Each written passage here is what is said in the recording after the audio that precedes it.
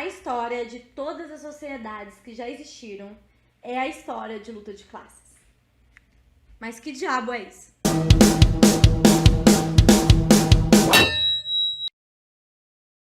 Quem está começando a estudar sobre marxismo já deve ter lido e escutado as seguintes palavras: luta de classes, burguesia e proletariado. Mas vamos por partes. O que essas coisas significam? Vamos pensar na sociedade. As pessoas estão por aí, vivendo a vida delas, e elas têm seus interesses, seus objetivos. Mas existem alguns objetivos e interesses que não são pessoais, são comuns. E o que aproxima a realidade concreta e material dessas pessoas? Como se sabe, grupo de operários tem interesses em comum. Um grupo de artesãos possui visões de mundo muito parecidas e tem interesses também em comum. Um grupo de pessoas que trabalham em um banco tem interesses bastante próximos. No entanto, o que esses grupos de trabalhadores tão diversos têm em comum?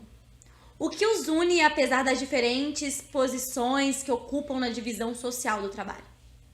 Eles vendem sua força de trabalho, ou seja, eles exercem determinada função e ganham em troca um salário. Ao conjunto de grupo de pessoas que, apesar de exercerem ofícios distintos na divisão social do trabalho, mas que vivem da venda de sua força de trabalho no mercado capitalista, chama-se classes, nesse caso, como proletariado. Além da classe proletária, no capitalismo existe também a burguesia. E eu vou falar melhor dela no vídeo chamado Que é Capitalismo. E aí eu vou detalhar melhor. Mas por enquanto é importante você entender que a burguesia também é composta por vários grupos. Vou te citar alguns exemplos. Setores financeiros, setor industrial, comércio e agronegócios, isto é, o dono da Itaú e quem vive de especulação financeira, os acionistas da Fiat, o dono da Riachuelo, o velho da van. Entendam que não me refiro aos pequenos e médios comerciantes, que têm pequenos comércios, com alguns funcionários. Eu não vou entrar muito nesse campo, porque já tem vídeo no canal explicando as diferenças entre um pequeno e médio comerciante de um burguês. E eu vou deixar em algum lugar aqui nos cards. Perceba que as empresas que citei são de segmentos completamente diferentes, mas algo as une. Eles têm a estrutura, eles têm as máquinas que fabricam as mercadorias, o capital financeiro, enfim, as condições materiais, os meios de produção. É importante perceber que cada modo de produção cria sua própria divisão antagônica da sociedade de classes. Os senhores feudais e os servos, os escravagistas e as pessoas escravizadas, os aristocratas e os camponeses. Cada classe social deve ser pensada dentro do modo de produção em que foi gerado. A relação com os meios de produção, isso é, a estrutura produtiva das riquezas, como a sociedade produz seus bens e serviços e como os distribui, determina o papel das classes na organização social do trabalho, o que explora e o que é explorado. Para um senhor feudal, por exemplo, para manter-se no topo da pirâmide social, na sua época, ele precisava ficar com parte da produção do servo. No caso do sistema escravagista, para um senhor de engenho se manter na casa grande, com todos aqueles privilégios, um grupo de pessoas escravizadas viviam na senzala e trabalhavam de maneira exaustiva debaixo do sol em condições subhumanas. No capitalismo, para o dono da madeira continuar lucrando, alguns idosos e pessoas com problemas crônicos podem até morrer.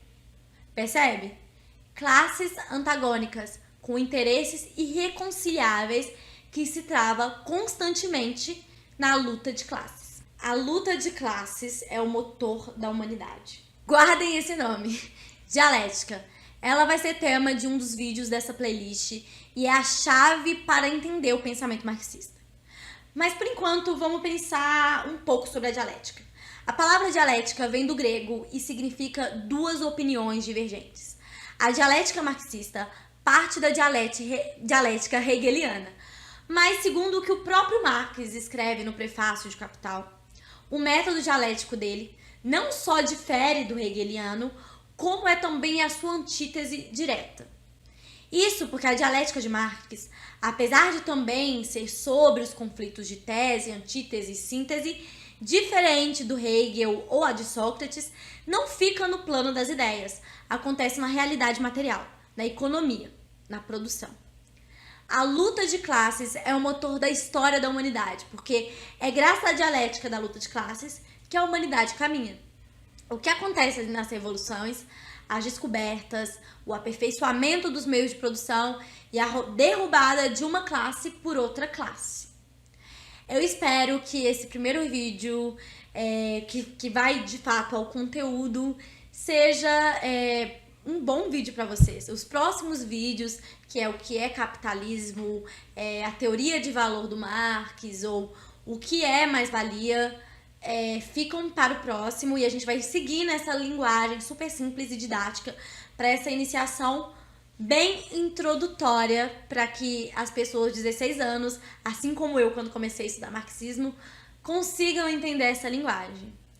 Me diz aí embaixo o que vocês acharam desse vídeo, o que vocês acharam da definição de classes. E, lembrando também que a gente vai ter um vídeo sobre dialética, viu? A gente vai explicar melhor o que é dialética nos próximos vídeos da playlist.